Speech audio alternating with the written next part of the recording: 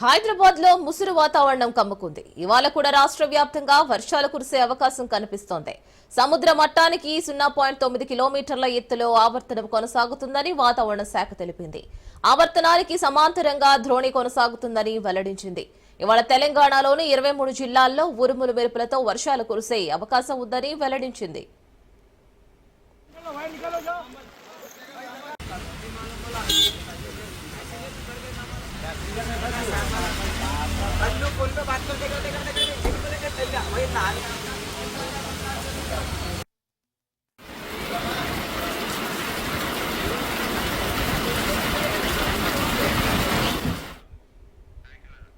నిన్న హైదరాబాద్ లో కుండపోత వాన పడింది. ఒక్కసారిగా ఆకాశం మేఘామృతమయ్యి భారీ వర్షం కురిసింది.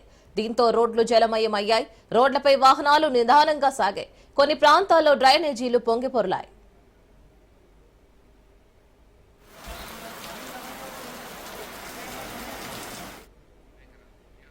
భారీ వర్షానికి చార్మినార్ నుంచి పెచ్చులు ఊడిపడ్డాయి. భాగ్యలక్ష్మి ఆలయం వైపు మీనార్ నుంచి ఊడిపడ్డాయి పెచ్చులు. దీంతో అక్కడున్న పర్యాటకులు భయంతో పరుగులు తీశారు. వెంటనే అధికారులు సంఘటన స్థలానికి చేరుకున్నారు. గతంలో పెచ్చులు ఊడితే అధికారులు రిపేర్ చేశారు.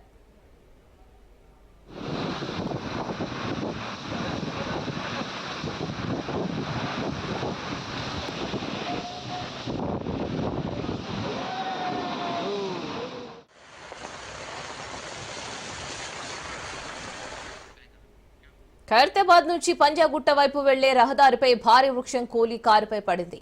ప్రమాదంలో ప్రాణాపాయం చోటు చేసుకోకపోయినా ఖైరతాబాద్ పంజాగుట్ట రహదారిపై కిలోమీటర్ల మేర ట్రాఫిక్ అంతరాయం ఏర్పడింది. సంఘటన స్థలానికి traffic additional commissioner Joel David చేరుకొని పరిస్థితిని సమీక్షించారు. చెట్టును కట్ చేసి ట్రాఫిక్ ని క్లియర్ చేశారు.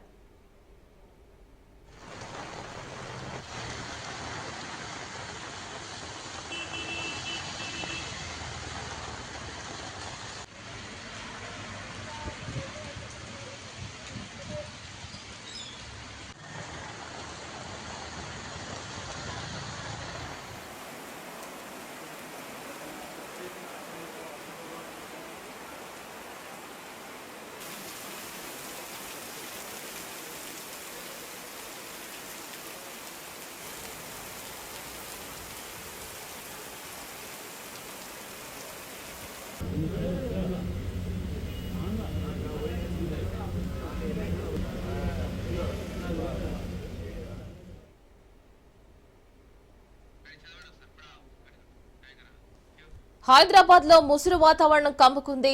ఇవాళ కూడా రాష్ట్ర వ్యాప్తంగా వర్షాలు కురిసే అవకాశం కనిపిస్తోంది. సముద్ర మట్టానికి 0.9 కిలోమీటర్ల ఎత్తులో ఆవర్తనం కొనసాగుతుందని వాతావరణ శాఖ తెలిపింది. ఆవర్తనానికి సమాంతరంగా ద్రోణి కొనసాగుతుందని వెల్లడించింది. ఇవాళ తెలంగాణలోని 23 జిల్లాల్లో ఉరుములు మెరుపులతో వర్షాలు కురిసే అవకాశం ఉందని వెల్లడించింది.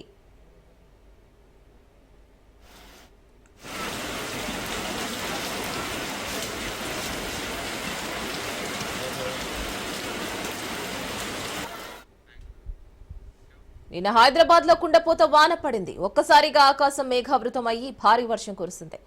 దీంతో రోడ్లు జలమయమయ్యాయి. రోడ్లపై వాహనాలు నిదానంగా సాగాయి. కొన్ని ప్రాంతాల్లో డ్రైనేజీలు పొంగిపొర్లాయి.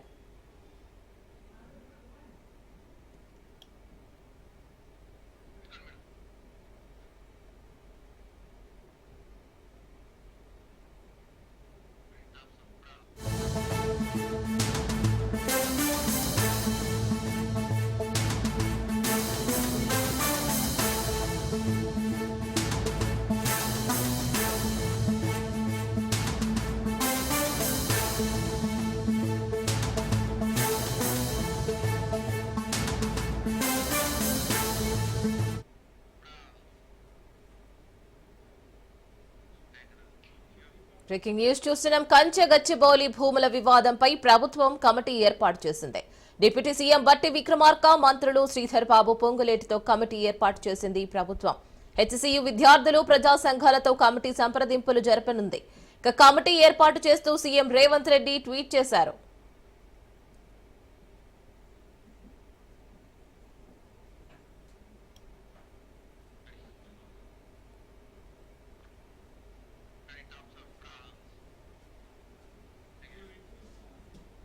హెచ్సియు భూముల వివాదంపై సుప్రీంకోర్టు తీవ్ర వ్యాఖ్యలు చేసింది. పర్యావరణ విధ్వంసం చాలా తీవ్రమైన విషయమని అన్నారు సుప్రీంకోర్టు. చట్టాన్ని చేతుల్లోకి తీసుకుంటారా అని తెలంగాణ ప్రభుత్వంపై ఆగ్రహం వ్యక్తం చేసింది. కంచగచ్చబౌలి భూముల్లో చెట్ల నరికివేత సహా అన్ని పనులను తక్షణమే నిలిపివేయాలంటూ స్టే ఆదేశాలు జారీ చేసింది.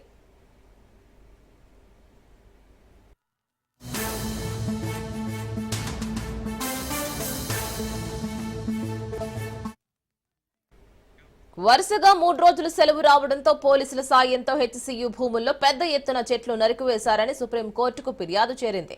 మరి పిటిషన్పై జస్టిస్ బిఆర్ గవాయ్ ధర్మాసనం విచారణ జరిపింది. ఈ క్రమంలో తెలంగాణ ప్రభుత్వంపై న్యాయస్థానం తీవ్ర ఆగ్రహం వ్యక్తం చేసింది.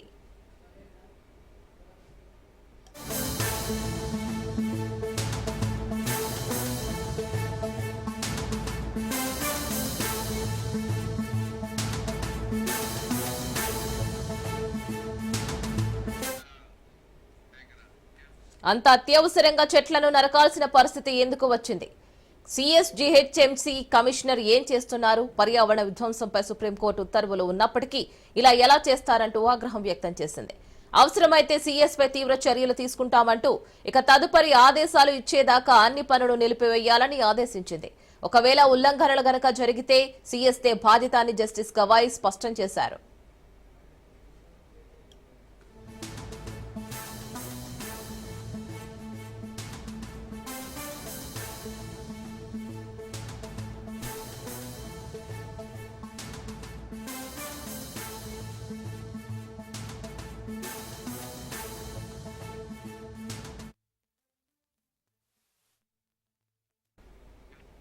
ఇక అంతకు ముందు ఈ పిటిషన్ పై విచారణ జరిపిన ధర్మాసనం కంచగచ్చబౌలి భూముల్ని సందర్శించాలని ఆదేశించింది. 30 ఏళ్లుగా భూ వివాదంలో ఉందని, అటవీ భూమి అని ఆధారాలు లేవని ప్రభుత్వం తరపున న్యాయవాదులు కోర్టు దృష్టికి తీసుకువెళ్లారు. అయినప్పటికీ పర్యావరణ విధ్వంసాన్ని చూస్తూ ఊరుకోబోమని సుప్రీంకోర్టు ఉద్ఘాటించింది.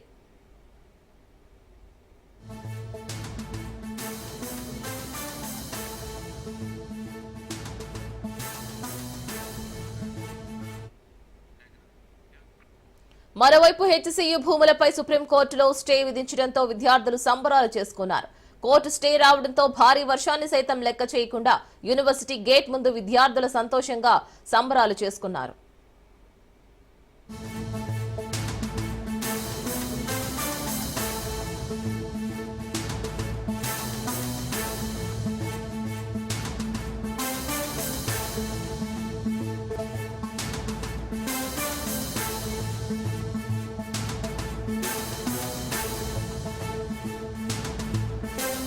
తాము 3 ఏళ్లలో ఖచ్చితంగా అధికారంలోకి వస్తామని అన్నారు కేటీఆర్. హెచ్సియులోని 400 ఎకరాల్లో ఈకో పార్క్ ఏర్పాటు చేస్తామని తెలిపారు. అయితే ఈ 400 ఎకరాల్లో ఒక్క అంగుళం కూడా ఎవరిని కొనవద్దునని చెప్పారు. కాదని ఎవరైనా భూమిని కొంటే తిరిగి తీసుకుంటామని కూడా వెల్లడించారు. మళ్లీ తాము చెప్పలేదని ఎవరూ అనొద్దునని కూడా సూచించారు. ఫ్యూచర్ తెలంగాణ, హైదరాబాద్ కోసం ఎందాకైనా పోరాడతామని కేటీఆర్ మరోసారి క్లారిటీ ఇచ్చారు. ఇంత పెద్ద పోరాటం జరుగుతుంటే సహజంగా ప్రజాస్వామిక లక్షణాలున్న ప్రభుత్వం అయితే వారిని పిలవాలి, మాట్లాడాలి, వారి ఆందోళనలను విరమింపజేసే ఆలోచన చేయాలి. కనీసం వారితో పిలవకపోయినా కనీసం అక్కడికన్నా ప్రభుత్వ ప్రతినిధులను పంపి, ఒక మంత్రి గారినో లేదా బాధ్యత గల వ్యక్తులను, అధికారులను పంపి వారికి కొంత వివరించి చెప్పే ప్రయత్నం చేయాలి. కానీ ఈ ప్రభుత్వ వైఖరి ఎట్లా ఉంది? ఆందోళనలు చేస్తున్న విద్యార్థులను పట్టుకుని గుంటనక్కలు, అక్కడ జింకలు లేవు, గుంటనక్కలు ఉన్నాయని స్వయంగా ముఖ్యమంత్రి గారు మాట్లాడుతున్నారు. ఇంకొక మంత్రి గారు అయితే పేమెంట్ బ్యాచ్ అని చెప్పి విద్యార్థులను చిన్నగా చేసే విధంగా, వాళ్ళని అల్పంగా చూపే విధంగా ఇంకొక మంత్రి గారు నోరు బారేసుకుంటారు. ప్రజాపాలన అనే అర్థానికి పాతర వేసి బుల్డోజర్లతో, జేసీబీలతో మేము పాలకులం, మీరందరూ నా కాలి కింద చెప్పులాగా ఉండాలనే విధంగా మీరు బానిసలు అన్నట్టుగా, ఒక విచిత్రమైన మానసిక రోగంతో కదా బాధపడుతున్నట్టుగా రేవంత్ రెడ్డి గారి ప్రభుత్వ వ్యవహారం ఉంది. మాట్లాడితే గవర్నమెంట్ భూమి, అసలు గవర్నమెంట్ భూమి ఏంది? రోడ్లు, చెరువులు, గుట్టలు, రాళ్ళు, రప్పలు, నేను గవర్నమెంట్ కాబట్టి నేను ఇష్టం ఉన్నట్టు చేస్తా, నా భూమి. Let me remind Mr. Revanth Reddy, a government is a mere custodian, not the owner. People are the owners. You are just custodian, నువ్వు ధర్మకర్తవు మాత్రమే, నేనేదో రాజును, ఇది నాది రాజ్యం అన్నట్టుగా బిహేవ్ చేస్తే వారికి గుర్తు చేస్తా ఉన్నా, అది యూనివర్సిటీ భూమి, గవర్నమెంట్ భూమి, పంచాయతీ పక్కకు పెడితే నువ్వు your mere trustee and custodian అంతే. ధర్మకర్తవు తాత్కాలికంగా ఉన్నవాడు, దాన్ని కాపాడాల్సింది పోయి ఇష్టం వచ్చినట్టు పనిచేస్తాను, ఇష్టం వచ్చినట్టు వ్యవహారం చేస్తానంటే కుదరదు. ప్రభుత్వ భూమి అని చెప్తున్నారు పెద్దలు. ప్రభుత్వ భూమి అయితే దొంగల్లాగా ఎందుకు పోతున్నారు? అందరికి దొంగల్లాగా ఎందుకు పోతున్నారు? ప్రభుత్వ భూమిలోకి అర్ధరాత్రి పోయి దొంగల్లాగా జేసీబీలు పెట్టి దొడ్డిదారిన పోయి పిల్లలు ఆందోళన చేస్తుంటే వారితో మాట్లాడకుండా దొడ్డిదారుని ఎందుకు ఈ ప్రయోగాలు చేస్తున్నారు? నెంబర్ 1. నెంబర్ 2, మీరే కదా కోర్టుకు చెప్పారు మార్చి 27-28 నాడు ఒక పబ్లిక్ ఇంట్రెస్ట్ లిటిగేషన్, ఒక ఎన్జిఓ వాటా ఫౌండేషన్ అని వారు ఫైల్ చేస్తే మీరే చెప్పారు కోర్టుకి 10 రోజులు సమయం ఇవ్వండి, మా జవాబు చెప్తాము, కోర్టులో మా కౌంటర్ ఫైల్ చేస్తాము అన్నారు. మరి ఆ 10 రోజులు ఏం పడిపోయిందని వాళ్ళ బుల్డోజర్లు పంపి అర్ధరాత్రి అపరాత్రిని లేకుండా ఉన్న చెట్లన్నీ కూలగొట్టి అక్కడున్న పశువులను చంపేసి అక్కడున్న పక్షులను గూళ్ళు చెదిరేటట్టు చేసి ఈ 10 రోజులు దొంగల్లాగా ఎందుకు వ్యవహారం చేస్తున్నారు? ప్రభుత్వ భూమి అన్నమాట నిజమే అయితే ఎందుకు ఈ దొంగ వ్యవహారం? ఎందుకు పగటిపూట పోవట్లేదు? ఎందుకు అర్ధరాత్రి దాడి చేస్తున్నారు?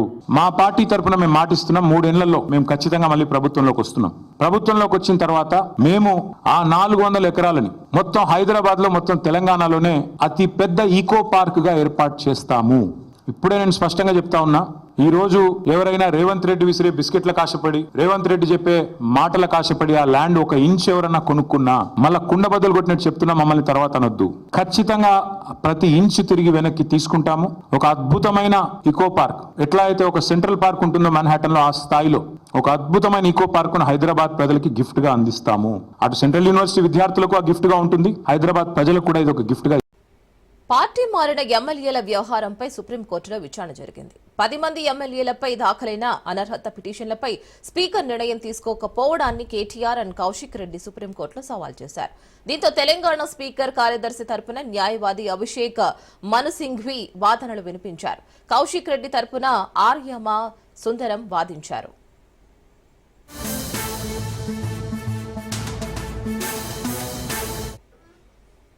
ఇరు పక్షాల వాదనలు ముగించిన సుప్రీంకోర్టు తీర్పును రిజర్వ్ లో ఉంచింది. విచారణలో తొలుత అభిషేక్ మను సింఘ్వి వాదనలు వినిపించారు. స్పీకర్ నిర్ణయానికి కాల పరిమితి విధించే విషయంలో ఇప్పటి వరకు ఎలాంటి తీర్పు లేవని కూడా అన్నారు. దీనిపై జస్టిస్ బిఆర్ గవాయ్ స్పందిస్తూ మీ దృష్టిలో రీజనబుల్ టైం అంటే ఏంటి అని సంఘ్వి ప్రశ్నించారు. న్యాయవాదులు ఇలాంటి కేసుల విషయంలో వ్యవహరించే విధానం చాలా ఇబ్బందికరంగా ఉందని, సుప్రీంకోర్టుకు వచ్చిన తర్వాత వారి తీరు పూర్తిగా మారిపోతుందని కూడా వ్యాఖ్యానించారు.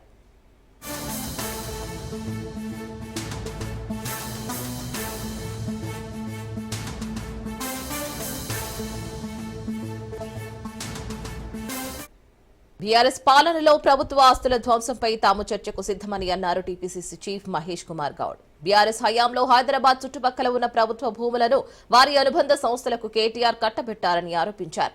తెలంగాణలో మళ్లీ అధికారంలోకి వస్తామని కేటీఆర్ పగటి కలలు కంటున్నారని అన్నారు.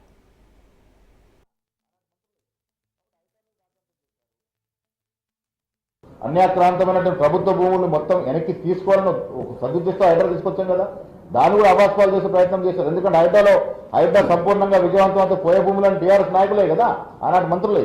కాబట్టి హైదరాబాద్ మీద రాద్ధాంతం చేశారు, ఇలా మూసి మీద రాద్ధాంతం చేస్తూ ఉన్నారు.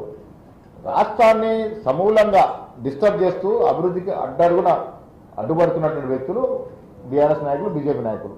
డెఫినెట్గా మాకు అనుమానం ఉన్నాయి. మై హోమ్ భూములు కట్టినటువంటి ప్రదేశము హెచ్సియుకు ఆనుకొని ఉంది, ఆ దాంట్లోనే కట్టారని నేను అంటా ఉన్నాను.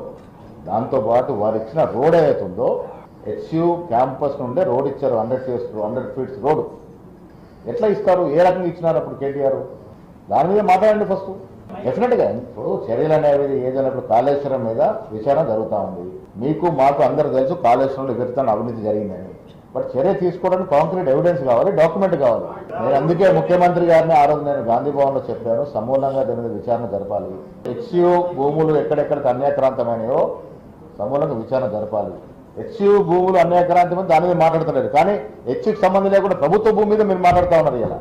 ఇవాళ సాగు చేసే ప్రయత్నం చేసింది పరిపూర్ణంగా ప్రభుత్వ భూమి, అది విద్యార్థులకు కూడా తెలుసు.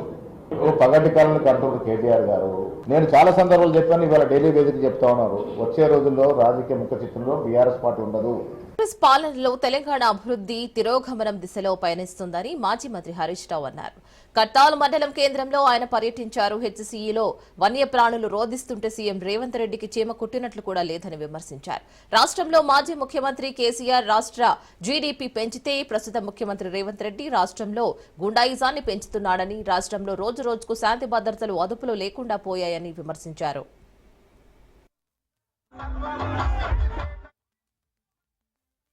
మహారాజ్ యొక్క విగ్రహాన్ని ఆవిష్కరించుకోవడం, అంబేద్కర్ గారి విగ్రహాన్ని ఆవిష్కరించుకోవడం, గాంధీజీ గారి విగ్రహాన్ని, 3 విగ్రహాలను ఒక్కరోజు ఇనాగ్రేట్ చేసుకోవడం, ఆ కార్యక్రమంలో పాల్గొనడం నా అదృష్టంగా నేను భావిస్తా ఉన్నా. కాంగ్రెస్ పార్టీ ఎన్నో హామీలు ఇచ్చింది. వీళ్ళేదో మరి తులం బంగారం ఇస్తారట కదా, ఆడపిల్లలకు స్కూటీలు ఇస్తారట కదా, 2 లక్షలు మాఫీ చేస్తారట కదా, ఇట్లా 2500 ప్రతి మహిళకి ఇస్తారట కదా అని చాలా హామీలు ఇస్తే నమ్మినం మనం. ఏడాది అర్థం రేవంత్ రెడ్డి పాలన చూస్తే అంతా సగం సగం, అంతా ఆగమాగం. చెప్పిండు 15 ఆగస్టు కల్లా ప్రతి ఒక్కరికి రుణమాఫీ చేస్తా అని. కానీ ఇవాళ రుణమాఫీ అయిందా? ఇవాళ సగం మందికి కూడా ఇవాళ రాష్ట్రంలో రుణమాఫీ కాలే. రైతులు ఆత్మహత్య చేసుకుంటున్నారు. నేను రేవంత్ రెడ్డిని అడుగుతా ఉన్నా, నువ్వేమంటావు? మాట మాట్లాడితే నేను పాలమూరు బిడ్డను అంటావు, నల్లమల అడవుల్లోకి వచ్చిన అంటావు. మరి నల్లమల అడవులకి వెళ్ళి వచ్చినవైతే 2 లక్షల రుణమాఫీ విషయంలో నీ నిజాయితీ ఏమైంది? వానకాలం రైతు బంధు పైసలు 8,000 కోట్లు ఎగ్గొట్టిండు. రైతు బంధు ఎగ్గొట్టినావు, పావుల మందికి రుణమాఫీ చేసినావు, 12 మందికి రుణమాఫీ కూడా ఎగ్గొట్టినావు. 13,000 కోట్ల రూపాయలు మా రైతుల చేతుల్లోకి, మా పేదల చేతుల్లోకి వచ్చే డబ్బులను ఇవాళ ఎగబెట్టిండు రేవంత్ రెడ్డి. పేదల ఆదాయాన్ని కేసీఆర్ తలసరి ఆదాయం పెంచితే, ఈ రేవంత్ రెడ్డి ఏమో ఆయన కుటుంబ ఆదాయాన్ని పెంచుకుంటుండు. ఆయన కుటుంబ ఆదాయం పెరుగుతుంది తప్ప పేదలకు ఆదాయం పెరుగుతలేదు. ఏమైనా మాట్లాడింది అనుకో, రేవంత్ రెడ్డి పాలన ఎట్లుందంటే అయితే లూటీ లేదంటే లాఠీ. ఆధునీకరణపై ఇరిగేషన్ అధికారులతో మంత్రి నిమ్మల రామానాయుడు సెక్రటేరియట్లో తన ఛాంబర్లో సమీక్ష నిర్వహించారు. బుడమేరు గండ్లు మరమ్మతులకు చర్యలు తీసుకుంటున్నామన్న త్వరలోనే టెండర్లు పిలిచి పనులు పూర్తి చేయాలని అధికారులకు సూచించారు. గత ప్రభుత్వంలో బుడమేరు డైవర్షన్ ఛానల్ విస్తరణకు నిధులు ఉన్నా మిగిలిన 20% పనులు చేయలేదని గుర్తు చేశారు. కూటమి ప్రభుత్వం త్వరలోనే బుడమేరు గండ్ల మరమ్మతులు పూర్తి చేసి ప్రజలకు అందుబాటులోకి తీసుకువస్తుందని కూడా తెలిపారు.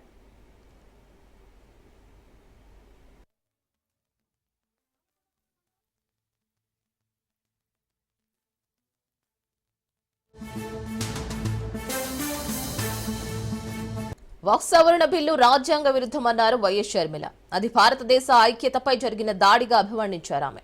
వక్ఫ్ భూములు కాజేసేందుకే ఈ సవరణ బిల్లు అని షర్మిల విమర్శించారు. ముస్లింలకు రాజ్యాంగం ఇచ్చిన మత స్వేచ్ఛను బీజేపీ ప్రభుత్వం హరిస్తుందని మండిపడ్డారు. మాత్రమే జరిగిన దాడి కాదు వక్ఫ్ అమెండ్మెంట్ బిల్ అన్నది. ఇది భారతదేశ రాజ్యాంగం మీద, భారతదేశ ఐక్యత మీద జరిగిన దాడి. ఒక్కటంటే ఒక్క క్లాస్ లో కూడా ముస్లింలకు మేలు జరిగే క్లాస్ లేదు. బీజేపీకి తెలిసిన రాజకీయమే ఇది. మతం పేరుతో చిచ్చు పెట్టాలి, ఆ మంటలో చలి కాచుకోవాలి. మతం పేరు, కులం పేరు చెప్పి మనుషుల్లో విభజన తేవాలి. విభజన తెచ్చాక ఎవరికి వాళ్ళు, ఏ కమ్యూనిటీకి ఆ కమ్యూనిటీ విడిపోతే, పోలరైజ్ అయిపోతే దాన్ని ఓటు బ్యాంక్గా మార్చుకునే వికృత ఆలోచన బీజేపీ. ఈరోజు బీజేపీ పార్టీ అధికారంలో ఉంది అంటే దానికి కారణం చంద్రబాబు గారు ఇస్తున్న మద్దతు. చంద్రబాబు గారిని సూటిగా ప్రశ్నిస్తున్నాం. చంద్రబాబు గారు, ముస్లింలు మీకు ఓటు వేయలేదా? పవన్ కళ్యాణ్ గారు కూడా సమాధానం చెప్పాలి, చంద్రబాబు గారు సమాధానం చెప్పాలి. మీకు ప్రజలు ఇంత బలం ఇస్తే కదా ఈరోజు మీరు బీజేపీకి బలం ఇస్తున్నారు, కేంద్రంలో సర్కారు నిలబెట్టగలిగారు. మరి అలాంటప్పుడు మీ రాష్ట్రంలో ఉన్న ముస్లింలకైనా మీరు ఏం సమాధానం చెప్పుకుంటారు?